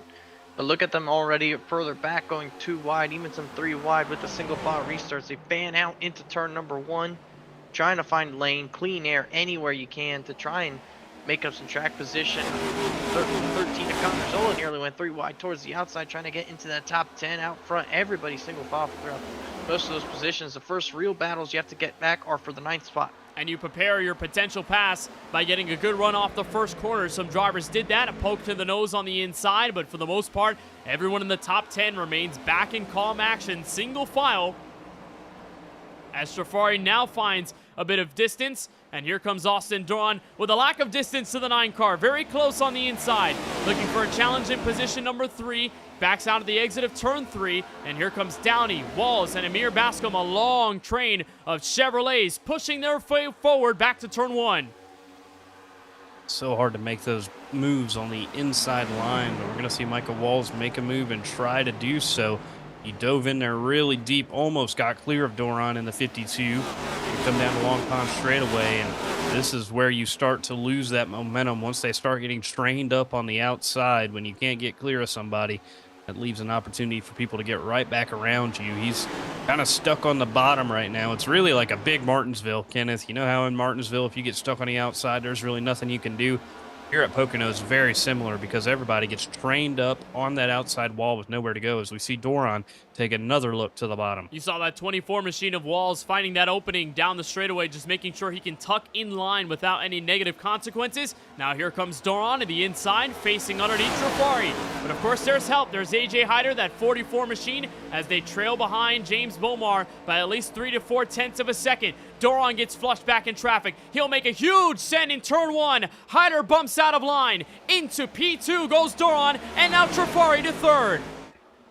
What a move by Doran and Trafari to get up themselves into the podium spot. Hyder kind of losing a few spots there. Trafari giving the bump draft down Long Pond straightaway into the tunnel turn, trying to help Doran close up to the race leader. And I don't think any of them are really saving fuel now. We did go basically up the whole race up until that caution flag under the green flag. So if that keeps going, a lot of these drivers are probably expecting there's not that many opportunities to save fuel. So they're probably just trying to go as long as they can to protect themselves against the yellow flag. But it wouldn't surprise me if we eventually see somebody bring it down the pit lane for that fuel only stop. I think the fear is everybody is thinking that the caution flag will wave soon. They'll have a chance to save and never have to pit to begin with. But the picture doesn't paint a potential caution anytime soon. Very single file in the train back to turn 1. And AJ Hyder continues to hemorrhage track position. He fell down to 5th as a result of that move on the outside of turn 1. And we haven't seen this Pepsi car go to the outside of turn 1 all too often. We've seen him clinging to the bottom, maybe a bit of the middle lane. We've seen drivers like Bomar get very comfortable running up high, and now Hyder gets tagged sideways at the exit of turn 2. That was Chris Downey behind him. And here comes the field. You see Reeves make a move to the inside, and Hyder, who we saw with all that speed in the early stages of this race, just a couple bobbles and mistakes, is going to cost him to lose some track position. He's going to slam the door on Jurgensmeyer in the 0-0 right there. Alexander Schumacher now stuck on the bottom. He's going to get trained by the guys on the outside, and it looks like Hyder finding a way back in line. Now it's time for him to regroup and try to get back into this thing as we see Micah Walls, who has been very aggressive on the inside of the racetrack today, making another move to the bottom, and he's going to get clear of Connor Trafari for third. And Francisco, there is a play to save fuel and save tires, and that's why you see a driver that could drop a lot of spots, especially early in the short run. But then how much track position lost is too much track position lost. You don't want to be so far back that when you eventually have to catch back up, it's not going to be easy. And for right now, what it appears with AJ Hyder, a long uphill battle awaiting him with 27 to go. Well, it's questionable if they can even save enough to get to the end. The other part is, when do you pit? If you're Hyder, to keep losing spots, you could take the chance of coming into the pit road under green, take the splash, and if a caution comes out, everybody may have to just bring it back down the pit lane since they don't have nearly as much wiggle room with the fuel. And then you stay out, take the lead as Michael Walls with an aggressive move to the bottom. Trafari looking around the outside, possibly around Doran. Really anything's on the cards, Kenneth, but I think the longer we stay green, the more difficult it's going to become to save fuel and try to save to the end. We're already at 26 laps to go in this race. We've been racing under the green flag at least for, say, somewhere around the 6 lap range, almost 8 actually, as a matter of fact. So it's just not that many opportunities. You can't you know, there's not many opportunities for you to lift. If you're in a big draft, maybe you can go lift off the throttle kind of like you would at a super speedway. But when you're asking to save 6 laps almost really on fuel, it's really difficult. And you're watching this pack up in front play it like it is a super speedway race. The entire top 10 covered by just 1.2 seconds coming back to turn 1. And now here comes Walls making a move on the inside of Austin Drawn. That switch over to second that the 52 car made in this very corner is what Michael Walls is going to try to do. Nearly clears at the exit of turn 1, but finds himself back with the opposition, making a large line on the outside train. Ollie Reeves making a push on the bottom lane. That's Amir Bascom on the outside to play a bit of defense through the tunnel turn. But Killen, it doesn't appear like anyone's saving at this juncture of the race. Everyone is fighting for as much track position as they can gain. It's a two-way fight. For third place back to turn 3, Michael Walls noses ahead. And with how aggressive these guys are being right now, I think it is in everybody's best interest to stay out on the racetrack. I don't think we have seen anybody make that move to top off on fuel and be good to the end just in case this thing were to go green. It would be a big gamble if somebody was willing to try that out. But with how these guys are racing, it's looking like we're going to get a caution before the end of this thing, as Ollie Reeves sent it 3 wide in there on Michael Walls. A big move. He did a good job keeping it underneath him, because that could have been a big trouble for those 3 cars that were 3 wide right there, as Walls tries to slide in front of Bascom there in the 21. Reeves going to drop back to the 6th spot. It's like Hunger Games right here, looking to be the last one surviving. And the onboard look with Ollie Reeves shows you just how messy it's getting in the middle of this top 10, and how quickly he had to revert to the outside lane just to avoid any further momentum gained from the car behind him and Andretti Robinson, in which those two have been sort of fighting within each other for a good portion of tonight's race. And as we come to the line, 23 laps separate James Bomar in his first win of Season 5. He's only ahead by 2 car lengths and closing with Austin Duran, Connor Trafari, Michael Walls, and Amir Bascom running inside the top 5. As here comes Walls again, back to the bottom looking for an entryway in turn 1. But the defending champion will hold on, and Bascom looking to maybe play a bit of offense there, just sneakily there, the exit of turn 1. Cody Riveras, Alex Schumacher, James Thurston among those that are in a large group of cars. Thurston is multiple laps down still, but playing a role in this 2x2 action back to turn 2. And this is where it can be difficult to hold position or try to make up any ground when you're side by side like this for multiple rows. You got the dirty air, you have cars around you. The car just does not want to handle this situation. So you kind of just have to live through that for a brief moment. All these cars figuring out which lane to run in. Then you throw in Thurston, the lap car, who obviously showed some really great speed on the early portion of this race. He could go up there and win this thing if he was on the lead lap, even as is, to throw a wrench into all of this. Now, I will say that Declan George did just exit the pit lane, so he just made a pit stop on this lap. Brad Slawinski's topped off under the restart, but he seems to be going slow on the racetrack. Might not be a factor. But Dimlick, on the other hand, he has kind of backed it off. We saw Dimlick go 31 laps to open this stint, and there he is right now in turn number 1, just exiting turn number 1. He is only 13 seconds or so off the lead. If he can run 32, 33 laps, Kenneth, that puts him right there on borderline of being able to get to the end of the race on fuel, and he certainly appears at least to be saving more than he did the opening run. And he's back in 27th place, so he did lose a lot of track position, and he was at one point about to be a lap down from the field before that yellow flag came out, and was in a good position to where he could grab the lucky dog, get his lap back, and be right back in the mix of things. But the big negative to his play, even if he saves, is that he's all by himself. He doesn't have a chance to save all that fuel. We continue to watch the battle inside the top 11, and this is on the outskirts of the top 10 for Cody Riveras. That Titleist Toyota or Ford Mustang is going right there, and here comes Schumacher spinning hard to the inside wall. Second yellow comes out here at Pocono, and it is the Michigan native in trouble. Unfortunately, with a big hit to the and Lorenzo gets a piece of it there late, and Jason Rashcock as well, it appears, smoking for the number 53 Chris Lilly. So lots of cars get some damage. Look like Lorenzo tows it as well, and this is going to put us in an interesting spot fuel wise, Keelan, because I gotta tell you, there's going to be drivers that stay out to try and keep the track positions, try to save the fuel. But we ran so many laps under the green flag, and we probably still could, to the point where I don't think you can save the fuel necessary to get to the scheduled end if we get many green flag laps, and definitely very questionable on any overtimes. Yeah, we're at the point now where it is extremely questionable on whether they could try that strategy. Here's the replay looking at Chris Lilly in the 53, and it looked like that one machine just slightly blinked out kind of in the middle of that wreck and caused the chain reaction right there to add damage to the 53 and 57 who got tagged into this one. Here's the look from Schumacher. Got loose off the corner, tried saving it, spins it to the inside, right into the inside wall, putting some damage on that 68. So not the way Schumacher wanted this race to go for him. Another look from the blimp. That's faint 3 wide, slowing down, and there was possibly help there. James Thurston smacking the wall, Brian Lorenzo then getting in the back end, and then causing the rest of the accident with Rajcock, Lilly, and Donovan David, as Schumacher pointed to the inside wall. A pretty sizable hit for the Toyota Camry. So our largest crash of the night ignites our second yellow of the race.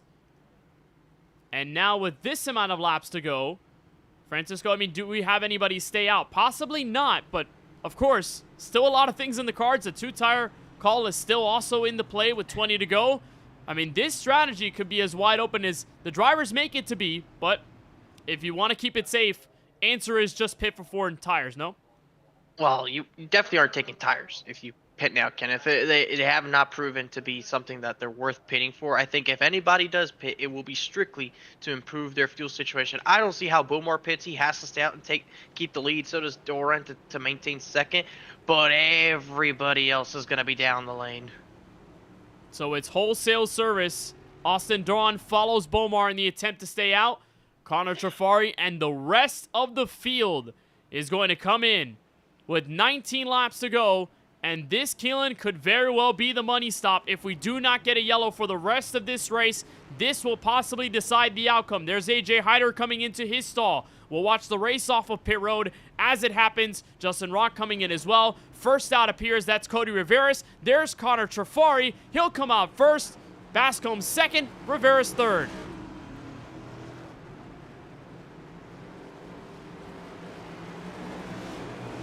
And AJ Hyder with a 4-tire stop, and that'll put him all the way back in 11th.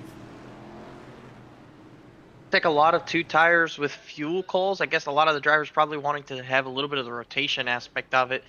But the main reason you pit there was for the fuel. And we see 3 drivers. Cody Rivera's with no tires, as a matter of fact. 6.2 seconds on his stop. Gained some track position there to move up into the top 10. 3 drivers stayed out in the end of this. James Beaumont, Austin Doran, the first 2 drivers that we saw. And Brady Floyd in the 6th. He decides to stay out here. And he topped off also under that last caution that we had before this one. So he might have a little bit more fuel as well compared to your top 2. But given the situation now he's going to be in with the up in the front, can he keep that kind of track position, Kenneth? And also, how much trouble is it going to be for some of those other drivers, those that have been down pit road, to get up through the field? The good thing they have going for them is, regardless of how many overtimes we get, they should be good to go on fuel, assuming they didn't forget about auto fuel, which tends to happen a whole lot, believe me. If they remember to turn that thing off, they should be good for all 3 attempts that we could get. And we'll set it up for the restart inside, 18 to go. James Beaumont, the race leader, Austin Doran second. Of course, they stay out alongside Brady Floyd in that very beautiful Folgers throwback, the number 6 machine. Connor Trafari is the first driver off of pit road on a 9.7 second stop.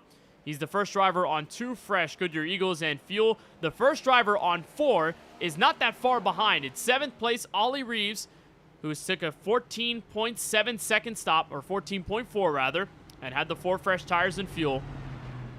So, if you really think about it, 3 different strategies that go from top to bottom here in this running order with, so far, as it stands, 26 of the 35 cars that made this race on the lead lap.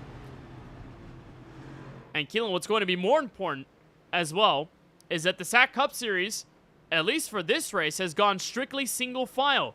We haven't had a double file restart. The only time we were double file was when we started this race on lap 1. So how big of a factor will that play in terms of the tire advantage and all the strategies that we have at play right here? I think it opens up the door for guys a little bit further back here, and you're going to think about how aggressive they're going to be on these restarts. You're not making up near as much as you would in a normal double file situation, so guys further back are going to be really aggressive, especially when it's been somewhat hard to pass tonight in any shape or form of how this racetrack's been. So it's going to be interesting to see how it all shakes out, because you got to think of a guy like Micah Walls back there in 9th. He's been very fast today, but he probably thinks he's a little further back than he's supposed to be. And that could be the same for several drivers on the outside of the top 10, maybe just inside the top 10 with how everybody stayed out here.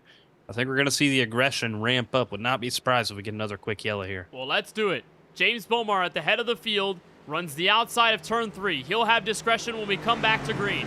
Doran and Floyd, the other 2 drivers, staying out on this stretch of their Goodyear Eagles, hoping it lasts. The rest on either 2 or 4. And it's a wonderful getaway from the front-running 2 in tandem. Beaumont and Doran together, spinning around is Brady Floyd, and a huge crash ensues behind him. It's the big one at Pocono. Boy. Huge stack up here on the front straightaway. Numerous cars even still getting a piece of it now. And if you're Austin Doran and James Beaumont, this worked out beautifully. You kept the track position. You're in a good spot. You can keep saving the fuel to possibly get you at least to lap 80. And you keep the top 2 positions. But trouble from Brady Floyd, disaster for Connor Trafari. He thought he could peek to the outside. We saw it there on the restart of the 6, who just did not get going nearly as well, Kenneth. And it just stacked everything when Brady Floyd, it appeared at least, tried to shut the door on Trafari. And of course, on the old set of Goodyear Eagles, running third, watches the top 2 get away from him. And here's the replay, the second look. And we mentioned, Keelan, the differences on tires would still play a role, but obviously less of that when you think of a single file restart. But of course, it's all about how you get away. Brady Floyd did not get the jump that he wanted to behind the top 2. Trafari pointing his nose to the outside, and that is what triggers this sizable accident. Hyder, Robinson, Rott, Ollie Reeves, a late hit from Sawinski, and even more drivers involved. And we were talking about how aggressive these guys are going to be a little bit further back. Look at how far back Connor Trafari was lagging there back, trying to get as much of a run as he could up there into the gas. He gets up to the gas, gets that run, but remember, he can't make the move to the inside before he reaches the start-finish line, so he's trying to just stay as close as he can, take a peek to the outside. He saw the door just barely open, very similar to what we saw in the Daytona 500 a couple weeks ago with Denny Hamlin and Justin Allgaier right there, just trying to barely fit your nose to the outside, and unfortunately for a lot of guys, it's a lot of torn-up vehicles. Ollie Reeves, really his first big trouble of the season. It has been a spectacular season for him to this point, but he gets tore up in this one. Trafari with damage. Michael Walls also with damage. Justin Rott, who has had a downward day for him. A lot of good race cars damaged and tore up in that one. Looks like a couple of them stayed out, though. I see Connor Trafari stayed out on the racetrack, so maybe he thinks the damage is not too bad for himself. Cody Rivera, Zamir Bascom. Going to be the first guys on those fresh tires here, but just trying to get as much as you can on the restart there if you're the 9 car, and unfortunately it stacks everybody up. Well, now you got to ask, how much damage is that to limit his performance on the straightaways? It's not enough to hamper him in the draft, but Francisco, that is enough of a dent to where if he's leading a group, he is shaving off miles an hour down the straightaway that he will not gain, and the others with clean race cars will be able to attain. So in reality, I mean, it's late enough in a race where Trafari is going to just hang it out there and hope that it works, but how much of a deficit will that become in the running order?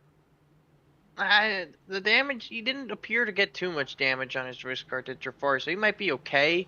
Certainly if he's not actually leading the race, but I'm looking at the nose of his race car, and you can see a little bit of on the right front of the car. It's a little bit crinkled there. You kind of saw it. You can see it right there even better. The right front's kind of pushed in. That's not going to help him too much. I don't think that's going to cost him all too much time. It's just not going to be ideal. If he's out there leading on the straightaway, they could probably get bigger runs more consistently, but that's really the true extent of it all. What I am interested in seeing is the situation for Bomar and Doran. If they can continue to keep the top 2 positions, Kenneth, they just continue to give themselves a chance here. We're approaching 14 laps to go when we cross the start-finish line, probably go back green with 13, and that'll be 20 laps on their stint at the time, with a few caution laps here in the last couple laps to help them out. The window is close to 30. We saw someone run 31 earlier in the night. They probably are very close to making it to the scheduled distance. All right, well, let's get a word from Connor Trafari, the Uprise Motorsports number 9. Connor, you got a copy? Yeah, I do. Well, Connor, it was probably not the restart you wanted to look at. I mean, you were right behind Brady Floyd. You guys make contact. Around he goes, and you pick up some right front damage. How bad do you think it is here as we're ready to go green?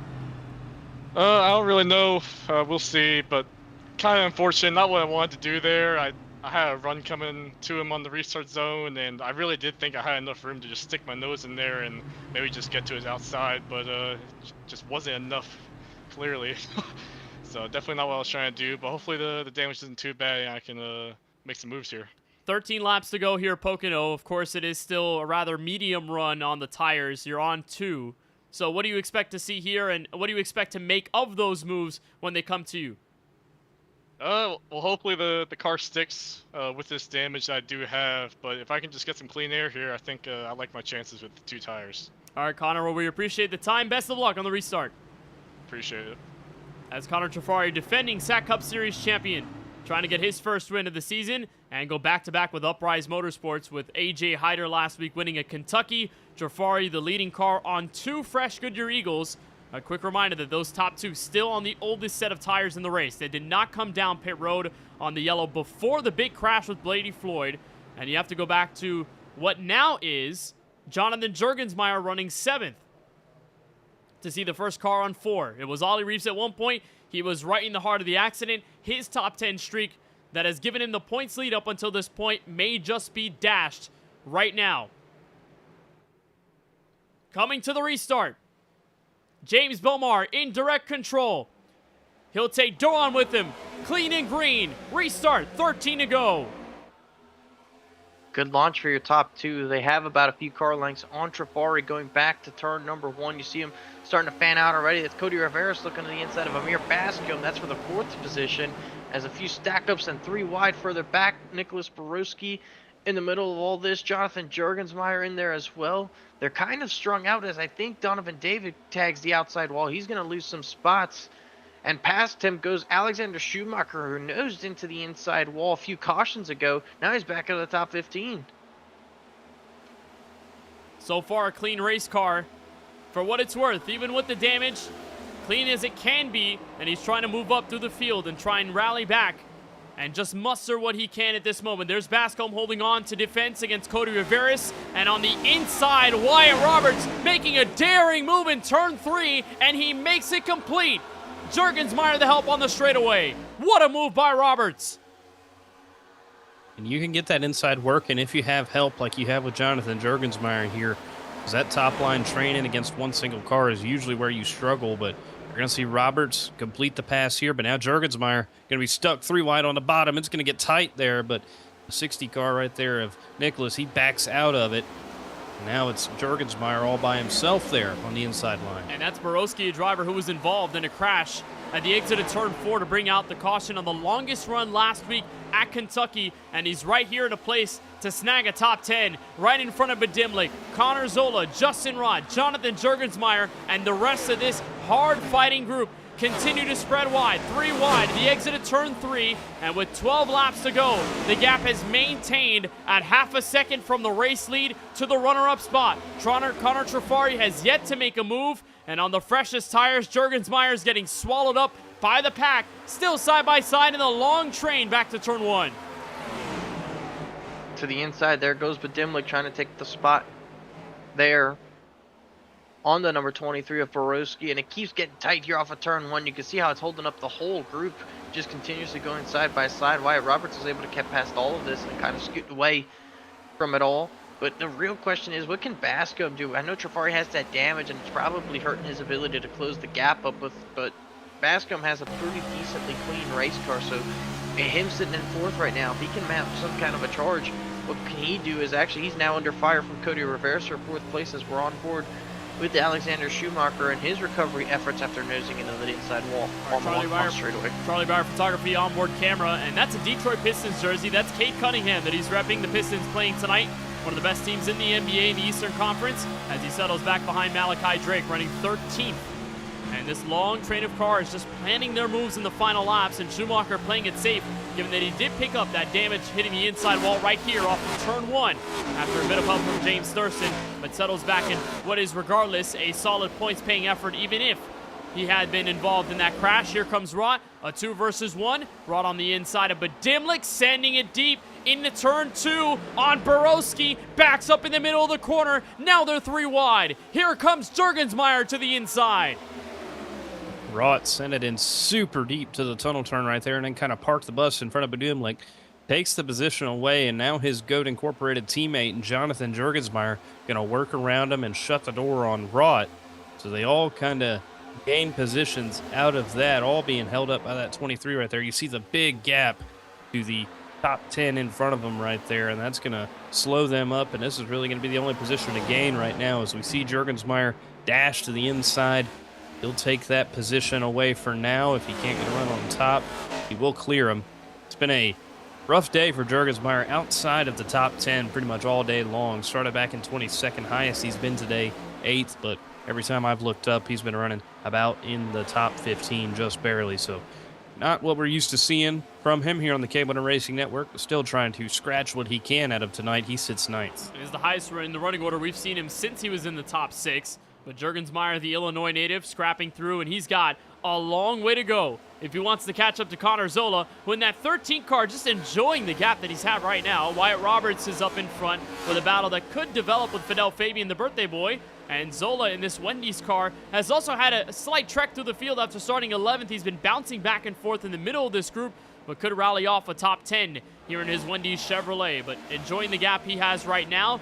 No real pressure from anyone behind him, and only working on Roberts and Fabian if they engage in a dual-to-dual combat, as James Bomar, coming to 7 laps to go, sees the gap maintain at around 0.6 of a second in Francisco. This was the same gap that he held back to AJ Hyder. Now remember, that 44 car was just a hair faster and then gained a lot of time over the last laps on a long run. Not sure if it's going to fall in the same place right now, but Austin Doran has some work to do with little time remaining.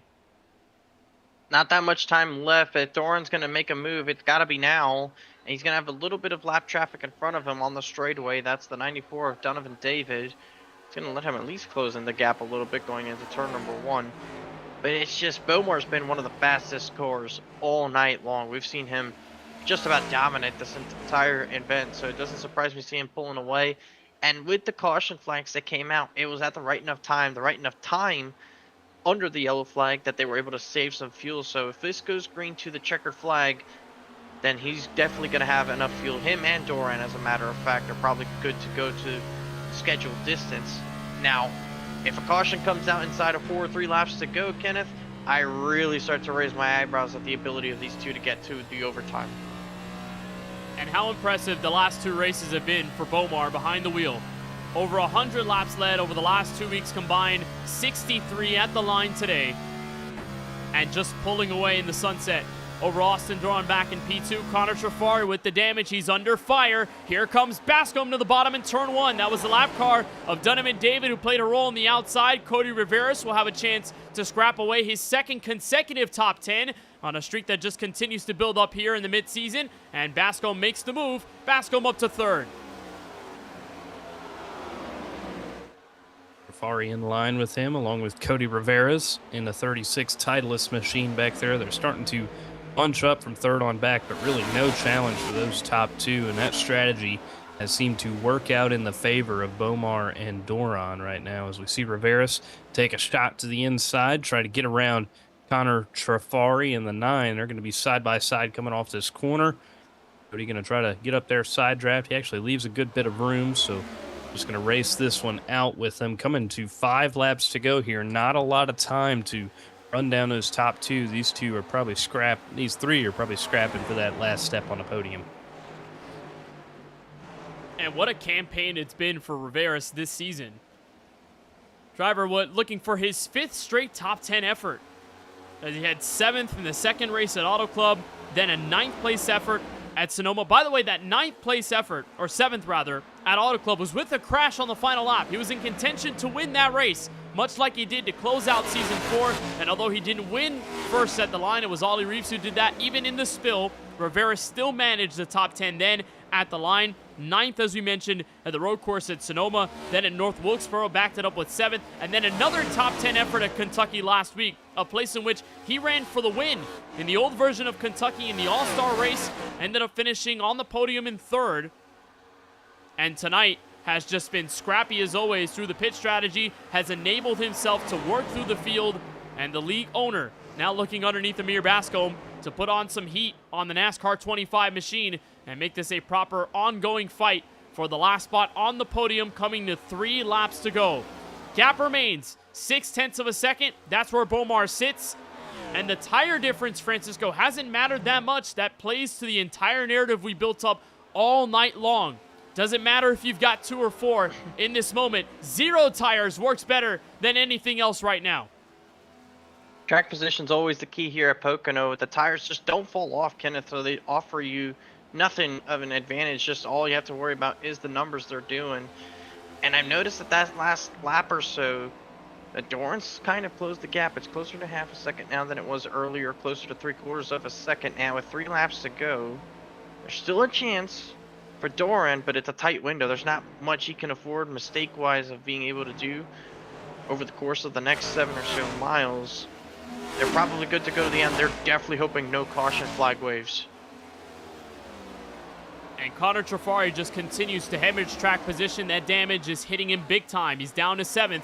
Rivera's putting the fire up to Bascombe, while the birthday man, Fidel Fabian, strikes the bottom on Wyatt Roberts. The 2 drivers, by the way, who stayed out on no tires in the end of the race last week at Kentucky, and it didn't work out for them. For Fabian, it was a spin on the restart. For Roberts, just plain got passed in the final laps by the fresh tires of AJ Hyder and Gabriel Dahari. What a comeback it is from one week to the next for them to both have a top 10 run, should this race stay green and should they continue where they are.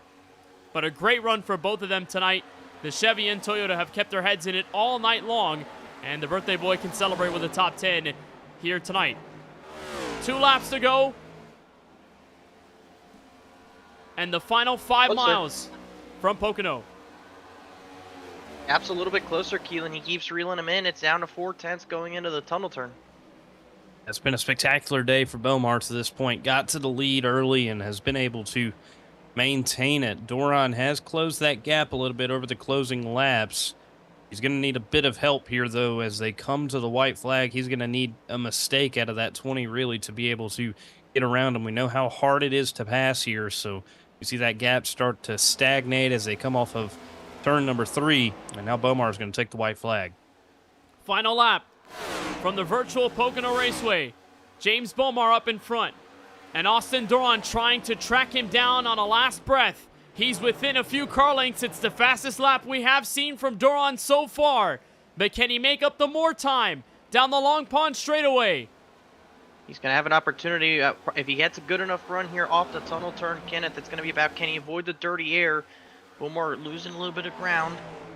And there they go through the tunnel. He hangs pretty nicely. Bomar with a bit of a slip. It's going to come down to the final corner. They are within a few car lengths. Austin Doran has 1 chance left. Into turn 3. Bomar sends it nicely on the bottom. Austin Doran cannot get there. And off the final corner, it's the 2nd career SAAC Cup Series victory for James Bomar, winner in the Pocono Mountains. Less than 0.2 of a second at the line. What an effort by Austin Doran in those final laps. If he had one more lap, it could have been a big maybe. But what a job by James Bomar. He made an incredible start to gain all those positions on the start outside of 3 and 4 wide in turn number 1. Got to the lead.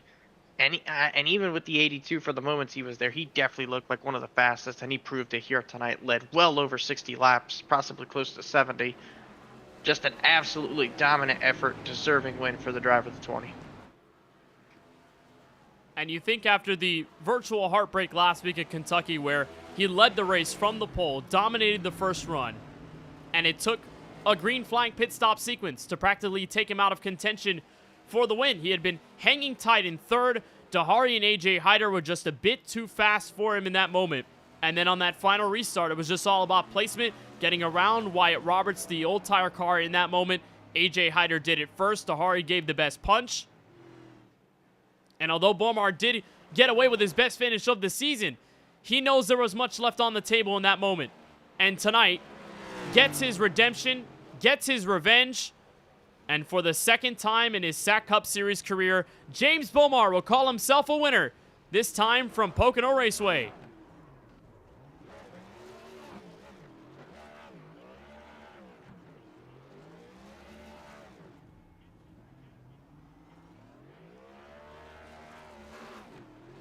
And how about it?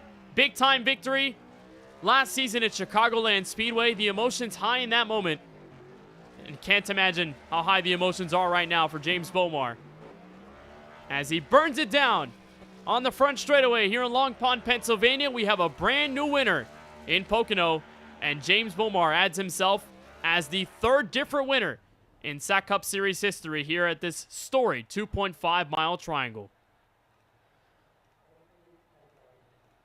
So with that, we end up with our full results. 35 cars that registered, 34 that end up finishing tonight's race. And it is James Bomar with his 2nd career SAAC Cup Series victory by just a little over a full 10th. Austin Doran gave him a run for his money in the final lap, but just didn't have enough in the final run. after turn 3. Doran ends up with his best finish of the season in second. Amir Bascombe, what a run for the 21 car, holds off a strong run by Cody Riveras to finish in third. Riveras in fourth continues his top 10 streak that started at Auto Club in week number 2. Wyatt Roberts and Connor Trafari end up inside the top 6. Trafari end up gaining 1 spot on Fidel Fabian at the exit of the final corner. The birthday boy celebrates the top 7. Connor Zola back in 8th. Justin Rott, after a hard hit to the outside wall in turn 1 and some early race damage, had to rally back and did so to finish in 9th. And Jonathan Jurgensmeyer started back in 22nd and makes up 12 positions from flag to flag and ends up as the final driver inside the top 10.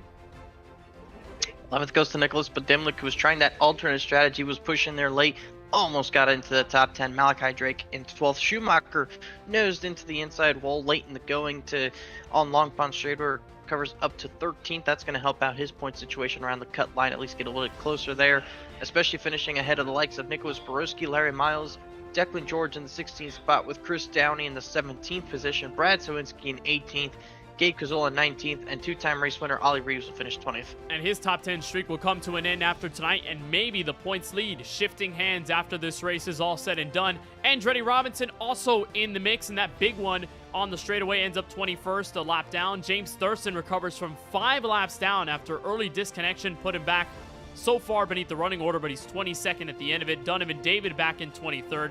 AJ Hyder had a strong race car, led a few laps, but ends up in that big crash on the straightaway, 2 laps down back in 24th. Wayne Kennedy in the 11 ends up top 25 with Jason Radcock behind him in 26. Michael Walls plus 10 to the cut line. He's going to lose the spot potentially on Andretti Robinson in the fight for the top 16. Brady Floyd back in 28th, Christopher Robinson 29th, and Chris Lilly with early race damage is 30th. Brian Lorenzo, Brandon Thomas, Chase Gibbons, Duncan Fall, and Diego Roldan round out the final 35 cars in this field. The 34 cars that made it ended up finishing the race. Diego Roldan did register for the session but did not make the green flag. So in victory lane for the second time in his career and for the first time in Season 5, we're joined by James Bomar. And James, after last week, we understood that for you had a lot left there on the table. You end up with a top 3, but it wasn't there for the race victory. Tonight, a very different story. Dominant from the beginning to the end, and you end up with the win on a no-tire call. What does that feel like? It feels like I finally backed up my word. I said last week I felt confident I was going to come into this week and win, and this is the first time I can confidently say I straight up dominated a league race, and it was not even I wouldn't say it wasn't even close because Hyder, Jafari, and Austin was definitely there, but it was pure domination. That's all I got. Straight up from the word go, in the front of this field, taking control and really never relinquishing it apart from maybe a few moments, but then rallying it back in the middle of this race. Long green flag runs kicked in, but that final yellow really settled it in. A no-tire call with you and Austin Doran and then Brady Floyd behind. What was the mindset in that moment to decide no tires was better than any? I have some experience. Not too long ago, when officials went to Pocono, I did a lot of I did a couple of races, and no tires tend to work a lot. Like if it was like a really long run, it wouldn't work, but it tended to work a good amount. So I was going off that, and I didn't want to be pit, and people would have stayed out, and I would have lost track position then. And I felt pretty confident at how much fuel I saved, because at the end of the race, I ended up saving 4 laps of fuel. So I max saved. Me and Austin ended up max saving our tires, and with that, we were able to pull away. And collectively, for ECE, we got a 1-2 by a good margin. Fifth in SAAC Cup Series points going into this race from Pocono, and Kentucky, after the strong run, it was your best finish of the season up until that point. Now you back it up and you dominate this race to win your first event of the campaign, and I'm sure a big-time jump in the standings will come as a result of that. How much momentum will this give you mentally and even on the racetrack from here as we continue this mid-season push? I think momentum is fully on my side. I don't think I can lose this momentum. This season has started off strong. a lot better than it did last season by a long shot. And I think once I get momentum, I tend to not lose it. Well, hoping to continue that momentum through Adelaide and the rest of this regular season. Mid-season madness is not too far away in the distance, so big time win here from the Tricky Triangle. James, on this victory tonight, your second career and your first of the season, anybody that you want to thank and shout out for tonight's run? Shout out Austin Dorn for paint scheme for one. Shout out and big shout out to Austin for finishing second. He has not been great on ovals as of recent. He's finally getting back into racing and he's finally getting his speed back. It was awesome to see him. It was awesome to pull him along. Shout out PBR, shout out ECE, shout out all my friends, and just thanks to them all. Well, James, go on and celebrate. Big time win here from Pocono. Congratulations on the W as we head to Adelaide next week. Congratulations once again. Thank you.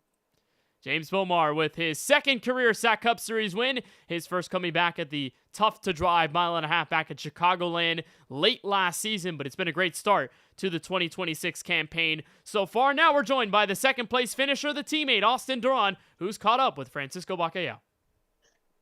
Well, Austin, you had a really good run going there all night long, and at the very end, you start mounting a charge towards James. What more did you think you needed out of that 52 to try and make a pass for the win? Oh, how about that, Francisco? Man, I don't know the last time I've been here on an oval, but it feels great. I wasn't going to do anything to Bomar. I knew he was the better car all night, even though I think I might have saved tire a little better on that last run. But other than that, I wasn't going to do anything flashy, anything crazy, even though he said he wouldn't have been mad. So there was a lot going through my head, but I just knew as long as I have a good point stay coming out of here, it was going to be a great night, and I had an even better point stay than I would have ever imagined. So had a lot of fun. It's been documented that you said that you felt like you've been struggling on the ovals as of late here on iRacing. What do you think that has been tying to that struggle, and what do you think made it work here tonight for you to be able to finish on the podium? Oh, for sure. Yeah, it's been a long road. I don't race very often is one of them. I'm mainly a road guy, so I don't do many like a fix or any of the NIS stuff. So it's been a struggle. This league is really my only time I get to run next gen, so it's kind of been running this league and getting better at the car as I go. And tire saving has probably been the biggest thing, especially when iRacing comes out with the new tire model and the new packages and stuff. But tonight I feel like I really put together like a full race. I've had some good runs in the past, but this was one where I felt like the most rewarded and the most like accomplished after a run like this. So it felt great. I remember bringing up to my teammates like my tire wear each run, and I was doing better than them for once. But that was great to do. But yeah, this was the first race that was like really eye-opening for me, and it felt really good. It felt great. And the reward pays off because now we go to Adelaide next week. Have you put down any kind of practice? What are you expecting out of that kind of racetrack? We normally don't see stock cars down there. Yeah, I have not. No, I did some Porsche Cup stuff when that first came out, so that was pretty fun. The car is obviously a lot different, so I'll need to take the next gen there. I'm not 100% sure if I'm going to make the race yet, so I need to figure that out first. But we got the Sebring 12-hour next week, so I might need to make some amends for that and head up there a day later. But yeah, I'm looking forward to it either way. I'm excited to carry the rest of this through the season. Sebring ought to be fun. I'm hoping to get there myself, Austin, and hopefully we do see you out there at Adelaide. But before we let you go this evening here from Pocono, who do you want to give a shout out to that helps make this happen for you, the whole 52 team on this podium effort? Yeah, I'd like to shout out, of course, James Bomar winning, and my car is always great to see, especially ADG sponsored too. You don't see that very often, but shout out to him, shout out to ECE Racing. The whole team was pretty good all night. Chris Downey, Connor Zola. Their finishes don't show for it, but they were running up there all night. Flat 6 Motorsports, my recent internship. Shout out to them, of course. Shopify as well. K1 Speed, UCF, M Engineering, and who else? Frontline Insurance for their support. Appreciate the time you take with us, Austin. Congratulations on a second place finish here tonight from Pocono. Do hope to see you out there at Adelaide. Yep, thank you, Francisco. Awesome. How about that, Kenneth? He is thrilled. Yeah, what a great finish. I mean, best on an oval. His previous best you saw at bottom of the screen, 4th at Sonoma, but had yet to crack the top 5 or top 10 on an oval this season. And speaking of, another driver who picked up their best finish of Season 5 We're joined now by Amir Bascom. Amir Bascom, how about that? Fast car from the get-go. You run this NASCAR 25 machine up in the front. You outlast Cody Rivera. You pass Connor Trafari in the last run. How special is it to finally get your best finish of the season, have it be a top 3? Yeah, it's huge because, the whole season has just been cautions, and I've just been in them caught up. And I think this is my first top 15 of the season, not let alone top 10, top 5. But yeah, we had a top 5 car all day. So definitely made a mistake pitting later because the guys who pit early just broke away from us, and I went P3 to P9. But I mean, was able to drive her back up to P3. It was really fun. Car drove great. I've always not liked Pocono, so for me to run so well it was very, fun, and car was, not unbearable to drive. Shout out to Austin with the P2, obviously Beaumont with the win, but Austin, man, he he definitely needed that top 3, top 5 at Oval. So it was really fun, man. I'm glad we got to go green. And a part of it was all of that strategy in the final call. So you were one of those who took 2 fresh tires, and you're actually the leading car on 2 by the time this race is all said and done. What was going through your mind in those moments where it was that decision between 2 or 4, how you saw that outcome come out off of pit road and then getting across that big crash that happened in front to then squeeze away the top 3 in the final run? Yeah, that was crazy because when I was in contact with, Bomar, and I was like, what are we going to do here? Because I have no clue what my shot was going to be. I was originally going to take 2. Then I was like, dang, I realized, people could stay out and get one more caution. Then, because Pocono doesn't wear tires. So I was like, I'm going to take 2 here and, hopefully keep my top 5. And that's exactly what I did. And then that whole Connor thing, that was just a fucking mess. Like, oh, my fault. I didn't mean to cuss. But yeah, no, that was a mess, dude. But it helped us out. And then me and Cody teamwork to get around Connor because we were just tired of sitting behind him. So, yeah, no, I don't know. It was weird from Connor today, but it's all right. It's all good. Kenneth, I think we got the full 4-wide experience tonight with the booth that we had, Charlie hanging out here, and now Amir throwing the F-bomb. It really is like... It's canon at this point. I don't know how we're going to try and solve that. Amir's going to have to get a fine by the time this is all said and done, but... Oh, man. On realness, Another Amir, one? a great finish tonight. Quick question before we let you send your thanks to those who make it possible. Adelaide next week. That is a curveball. Second road course race of the season. What do you make of that? It's new for everyone. I can say that. I've done a few races around there, so it's not a new track for me, but it's definitely new in the next gen for everybody. And I think I tend to, run good at newer tracks that no one else, can adapt to. I can adapt pretty fast. So I'm just hoping for some sort of a top 10 because I'm not great at road courses, but I think I'm pretty consistent. So, going there is going to be, it's going to be crazy. But, after that, we go to, I think, Nashville for the All-Star and then Bristol. Y'all know Bristol's my track. So just put a pin on Bristol and in Nashville and just hopefully keep it on the track at Adelaide. Well, we'll see where their momentum lies after the next few weeks as we push through the midseason. Amir, a great finish tonight in 3rd. Before we let you go, anybody that makes it all possible, shout out or thank? Yeah, of course, Zenith. Those Zenith boys. Only 2 of us on the track today because just a lot of issues from everybody else. No Ethan. I hope he's listening. Oh, my gosh. Yeah, so only 2 of us on the track, and then Ollie got taken out with the Connor thing, so it was literally just all up to me. And I thank God I put it together. We're still in the points fight. Yeah, but shout out to the Calaveras boys too. It was in their VC. Andretti, Cody, we were all working together, and yeah, that's really just what got me up here. Well, Amir, big time congratulations on the 3rd place finish here tonight from the Tricky Triangle.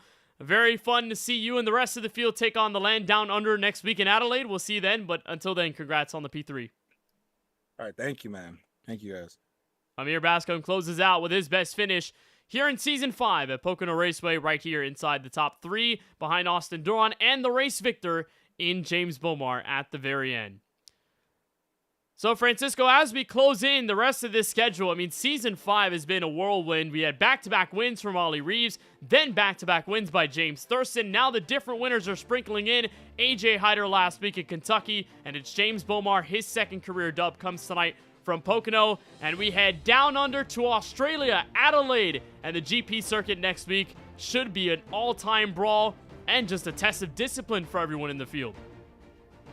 Yeah, the road course races are always fun ones to participate in and watch from all perspectives of it, especially one like Adelaide. It's not something we normally see associated with NASCAR. It's normally home to the V8 Supercar Series, former Formula One racetrack. It used to host the championship way back when.